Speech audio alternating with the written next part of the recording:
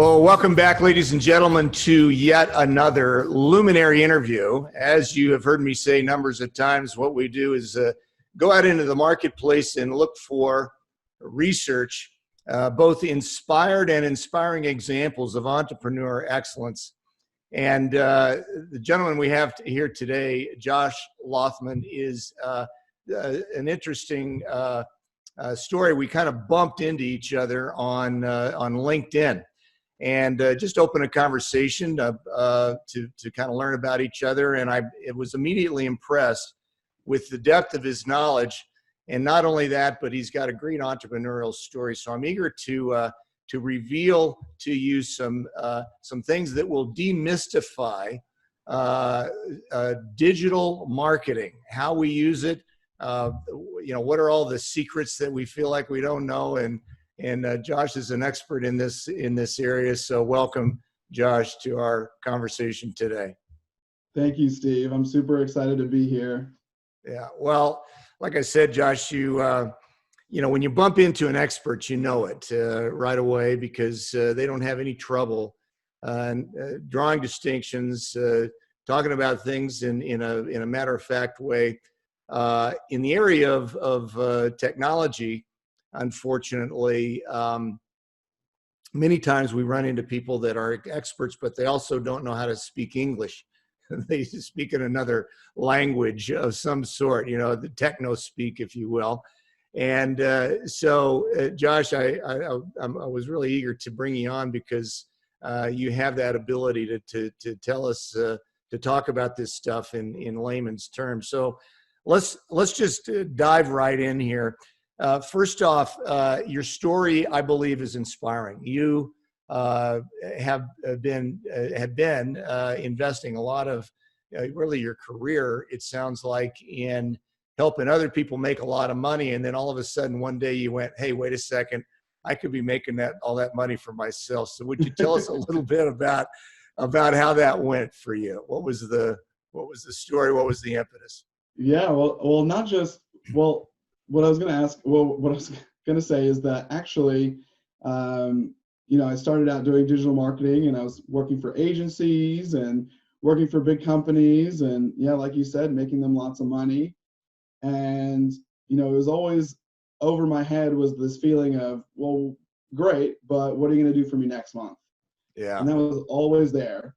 So, I realized that, maybe my skills weren't as valued as I would like them to be.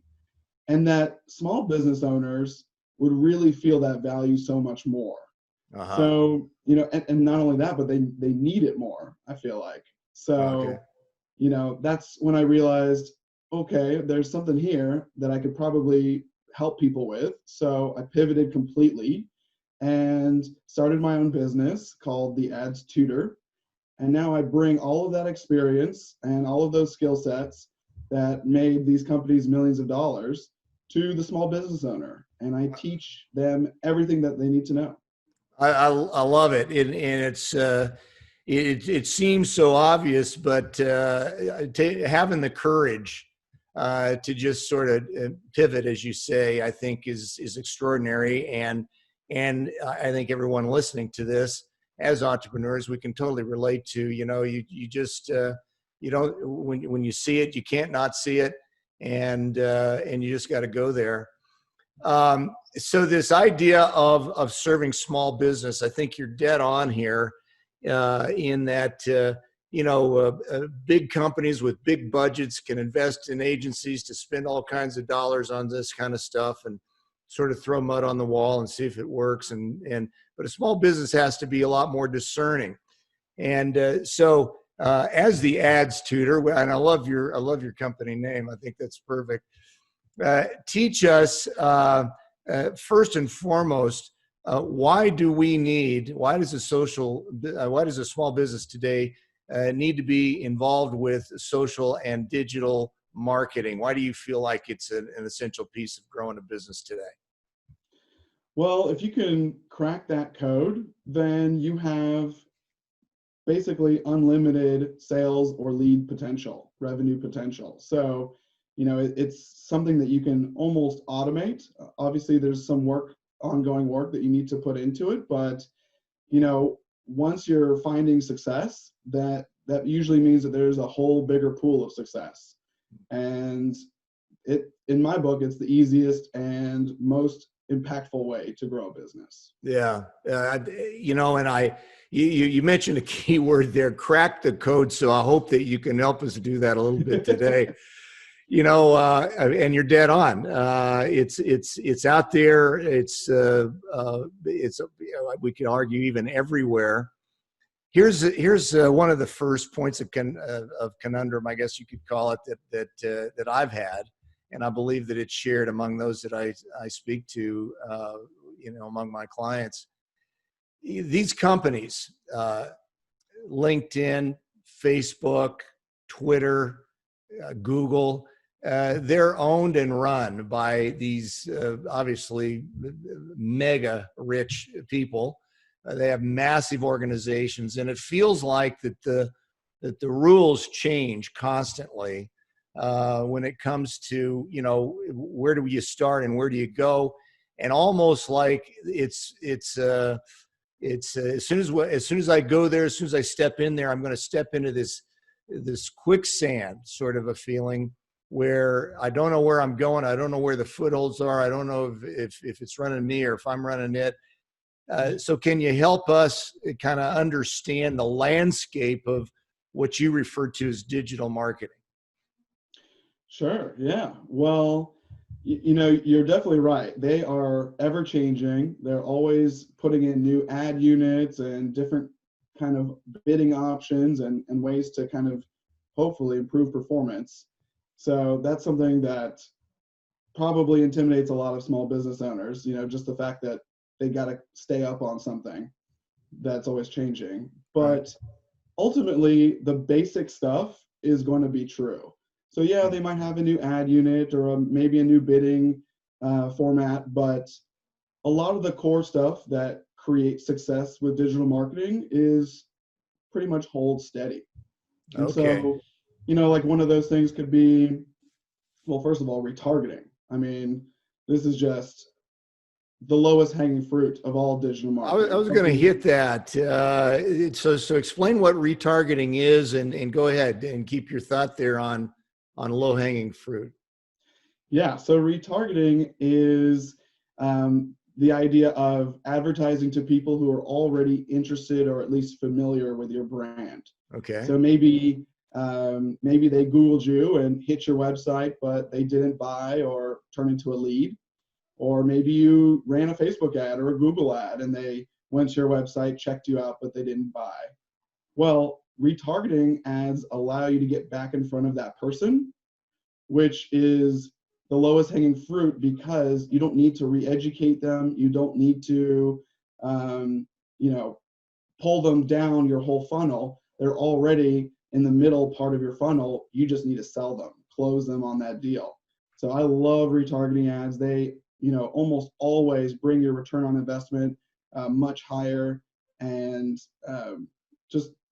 it's something that should be implemented always across the board for all. That makes a lot of sense. And if you can, let's not go into a lot of a deep dive on this, because I know it's probably a pretty dense topic, but just fundamentally. So yeah, I get tons of website visitors. I don't know who they are as far as I know. There may be something in the background that about how to identify those people. So how does one know how to get back with somebody that hit but didn't give you an email address?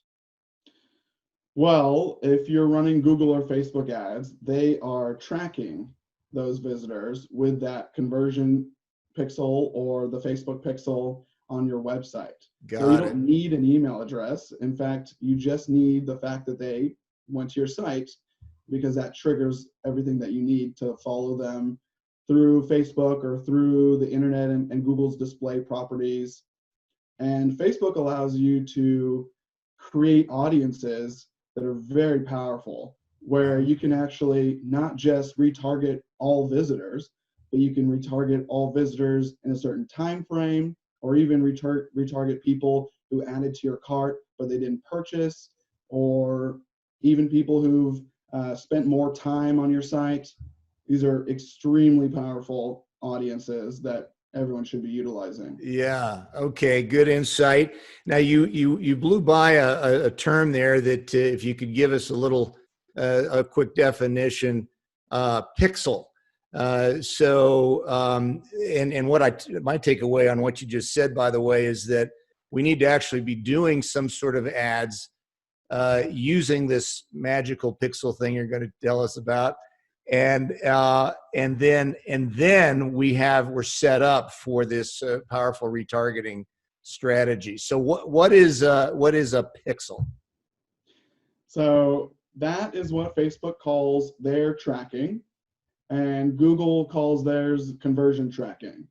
Okay. And these are pieces of code that you place on your website, and you can generate it from Facebook or from Google. And once you place that code on your site, they go to work. And you're right, they are a little magical. These things are very powerful. They use an algorithm where they are learning constantly from every single piece of traffic, every behavior that you take on the internet is being recorded, and teaching these algorithms to improve performance for your ads. Yeah. So we need to like this idea, as opposed to feeling like somebody is like Big Brother spying on us, right? We need to Well, embrace pixels are good. Just kind of be okay with it, right? So, okay, that's good. Thanks for that simple. And like I said, it's wonderful that you can explain this stuff in simple terms. So, okay, you've mentioned Google and Facebook. I mentioned LinkedIn. You taught me here right before we got on that there's a difference between social media marketing and digital marketing. So would you tell us about the landscape of options in general with regards to where we might put advertising dollars in this way? So that's a great question. So they're all a little bit different, and you need to kind of treat them differently. And some might be better for your offer and your business, and others might not work at all. So Google has this incredible search intent. People are literally searching for your service or for your product. That intent is very powerful because they want to buy, or at least they're interested in buying. Right. So, that's something that's really powerful. But on the other hand, if they don't know to search for it, maybe you have a brand new service or product that's never been seen before. No one's going to be searching for that. And for those kind of things, it's a little bit more difficult. So Google's great for search intent, which can be for e-commerce, or it can be even B2B and lead gen. While Facebook is a lot more for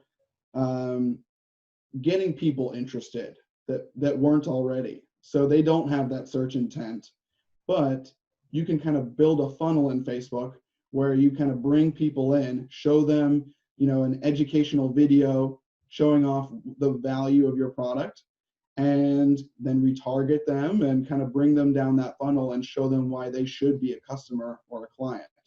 And so Facebook works really well if you have pretty images or engaging videos, educational, like I said, just kind of things that are more interactive. Yeah, and then good. LinkedIn is a whole different ball game. That is only good for B2B stuff. And I would even say high ticket B2B stuff.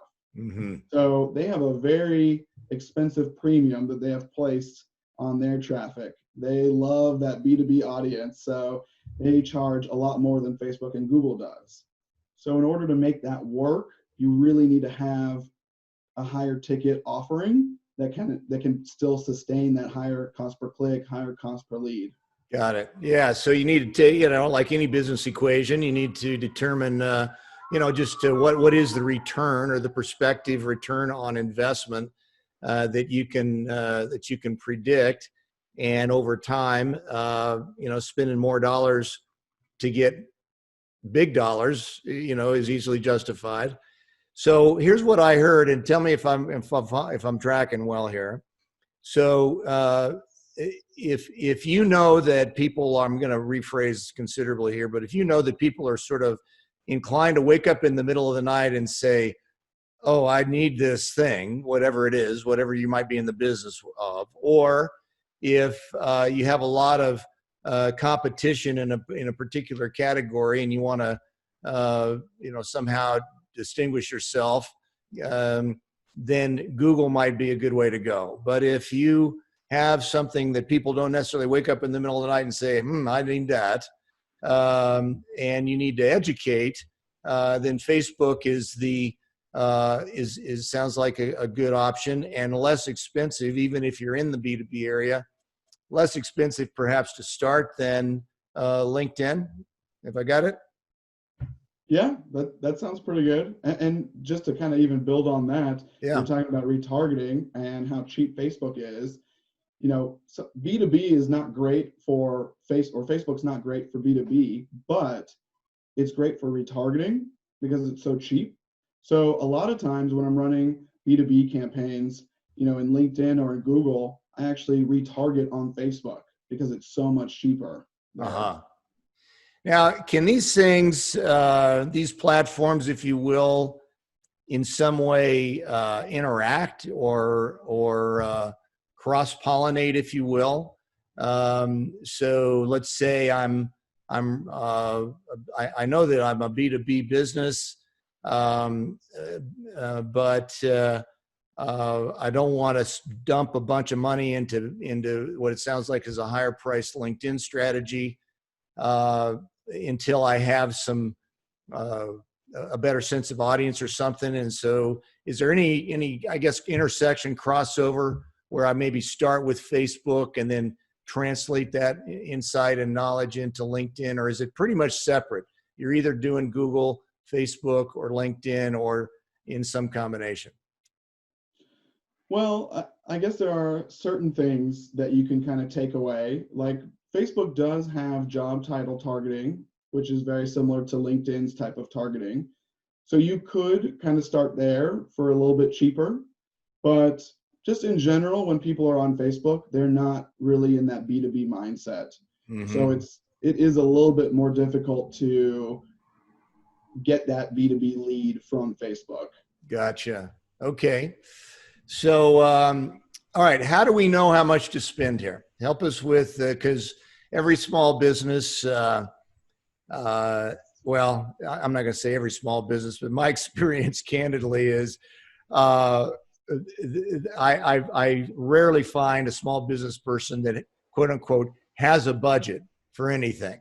If it looks like that it's going to make them money, they'll come up with the money. If they're not sure about it, then they probably won't. So whether or not we have a budget, how do we know how much and we need to be prepared to spend here? Yeah, I get that. I get asked that a lot. And what I like to say is usually, your budget and how much you spend is really a direct correlation and function of how quickly you're going to get results and learnings. So, like we talked about, this is a code you need to crack or a puzzle that we need to right. complete.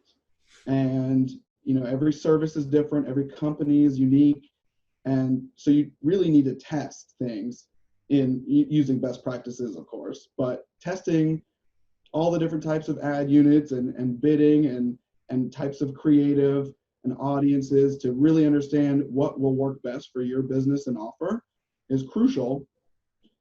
And so you can spend whatever you want to spend to get there, but the more you spend, the quicker you'll get data, the quicker you'll get results, and you'll get these learnings much, much faster. So you'll understand what works and what doesn't. Yeah, and from what I understand, the platforms, all of them want to learn, and want to help you learn as fast as possible, so you'll still spend money. So you keep spending money with them. Oh yeah, they're happy to take your money. Yeah. All right. So, all right, that's good insight. You didn't, and I know it would be probably next to impossible. You didn't tell us a specific number, but is there a matrix, any or metrics, anything that we might be able to sort of start roughing out what we feel like might be a minimum spend versus reasonable, all the way to, oh boy, don't go there until you start making some money from the thing? It is a really tough. It's tough to give you a specific number just because everyone is so different. Their offer is different. Sure. A $30 T-shirt requires a completely different budget than a $3,000 piece of equipment or something. Yeah, sure. So it's very difficult. What I would say is, just I guess as a very generic rule of thumb, maybe $500 a month. Yeah. Is a good minimum Starting place. spend. Yeah, good starting place. And I would recommend starting out slow and getting those learnings slowly. And then as you start to see some success, some things that work, then you can put more money into that and start learning more about that more quickly and getting more results.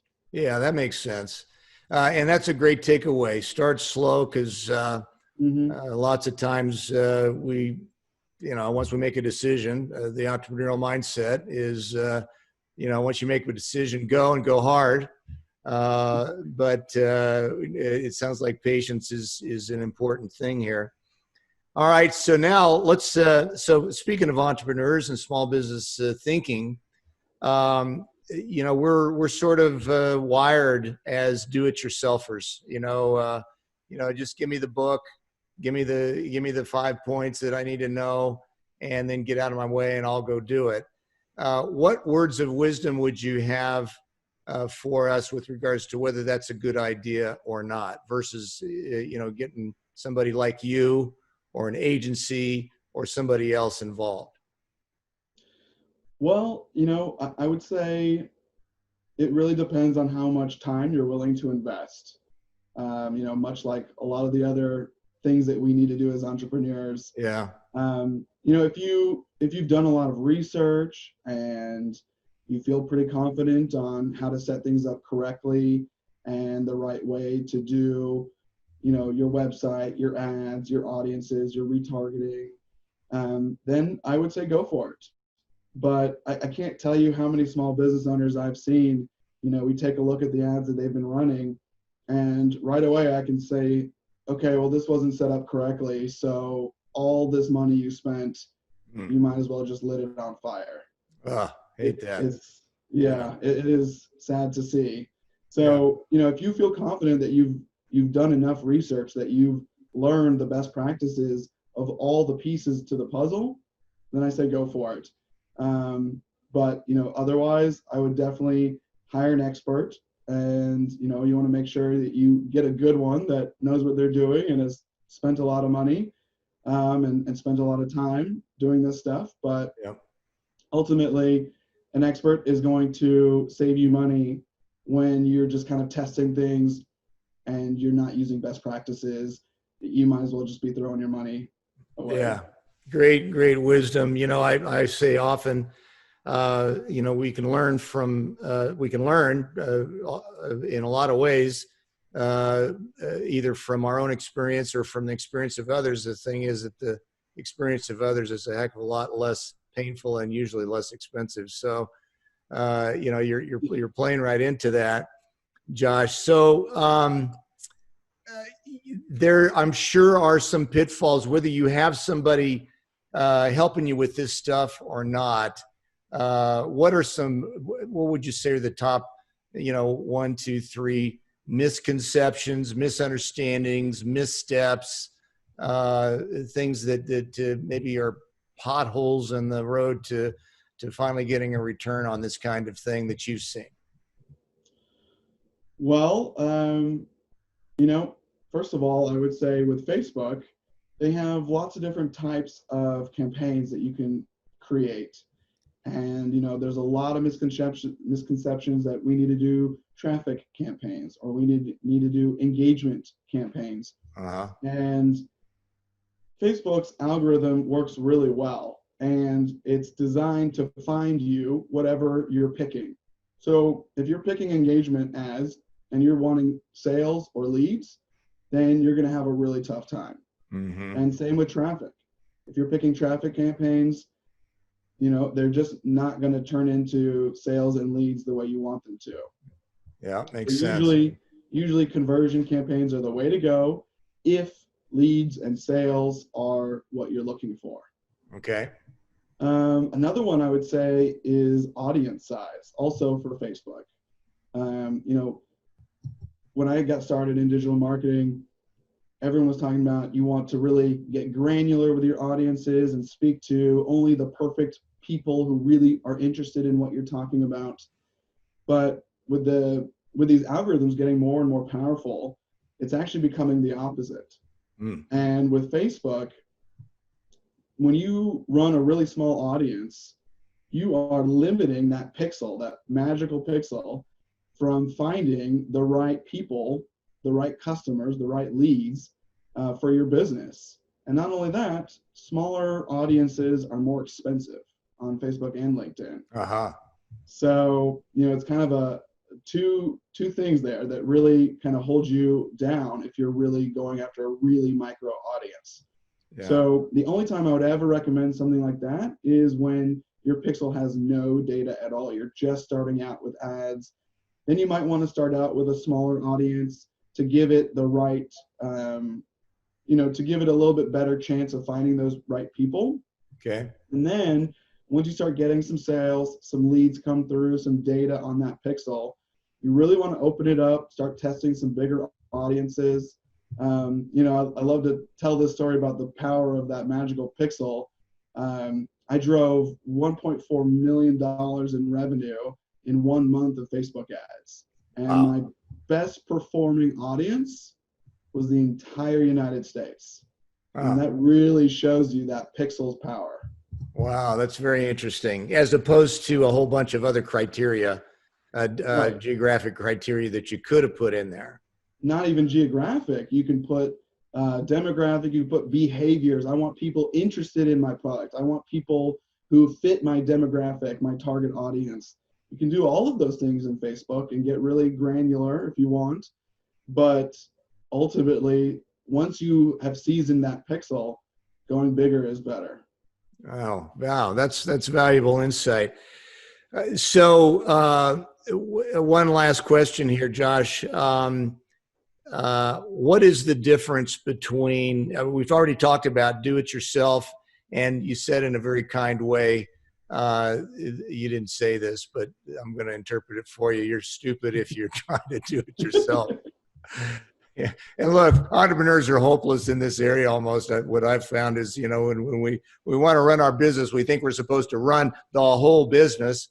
And when in truth is we started our business because we were really great at a particular thing, and running the whole business distracts from that one great thing. But anyway, okay, Uncle, I'm going to go find somebody to help me with this. What's the difference between going to, I don't know, Upwork and hiring an offshore resource versus somebody that might be local here versus going to a big agency that does this kind of stuff? What would you say are the distinctions and best decision for somebody like us, a small business owner entrepreneur? Well, there's a lot there. Okay. I would say that I'll go with this. It is more important to find someone that has experience. They've been doing it for years. They've done similar industries to yours, and they've spent a lot of money, because that's another good way to show experience. If you've dealt with big budgets, then you've proven yourself. Yeah. And, really also understanding your business and your goals. Those have been really big in, when I was working at the agency level. The biggest problems came out of not being aligned with the client fully on what their goal was. Right. And just, making sure everyone is on the same page. Yeah, well, that's pretty powerful there, all by itself. I mean, of course, I want somebody that understands my business, and actually even kind of likes the idea of it a little bit, Yeah. uh, to be in my corner. So what you're telling us here is, and I think it's a great point, is that this is not a game of just simply follow the numbers. There's some art and science involved. Somebody's got to get into your head, get into your business, your goals, as you said, so that they can do their best job for you. And I'm also hearing that it's a process. We got to be patient. That's kind of a cuss word for a lot of entrepreneurs, but it sounds like it's a truth here. And it also sounds like we need to be prepared to spend some significant money over time, not necessarily right away, but certainly over time, so that we patience plus investment equals results over time, it sounds like. So have I got all that?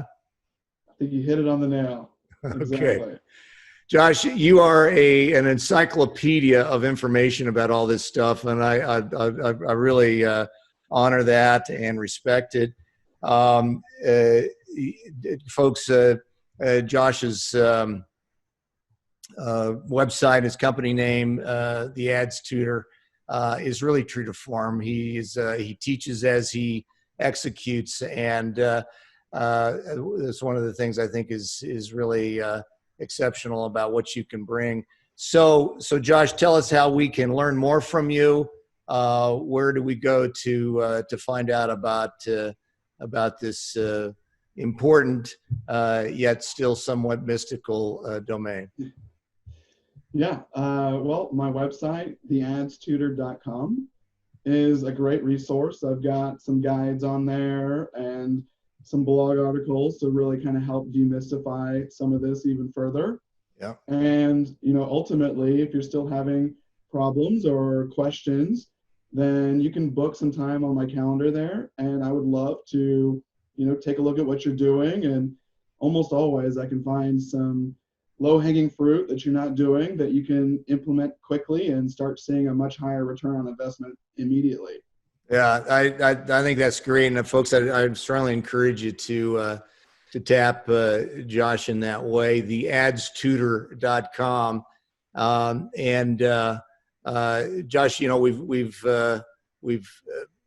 got crammed a lot of information into a short period of time. We could talk for hours on this stuff, folks. Please do check out what Josh has got going on there, and Josh, really appreciate your time and transparency and generosity here today. Thank you. Yeah, well, thank you for having me. It's been all my pleasure. Good. All right, folks, well, we're going to call it a wrap today. Theadstutor.com. Please continue to dial into these valuable segments where we bring you people that are both inspired and inspiring examples of entrepreneur excellence. And in these times, especially, continue to strive on, drive on, and thrive on to entrepreneur excellence. Have a super day. Hey, thanks again for listening. Look, if you're interested and serious about applying the wise insights from luminaries like you just heard from, I want to invite you, challenge you, in fact, to check out the Entrepreneur Excellence Alliance. Just go to entrepreneurexcellence.com. You'll see a very inspiring video that we put together that outlines our manifesto, and then a button will link you right on over to all the assets, the resources, the tools that we've compiled. You see, the Alliance is a team, a tribe, a community of entrepreneurs just like you that are striving to truly attain excellence, their lifetime best in every aspect of both business and life. Peer collaboration at its best, world-class coaching, abundant resources. You need to check it out, entrepreneurexcellence.com. And we'll see you over there.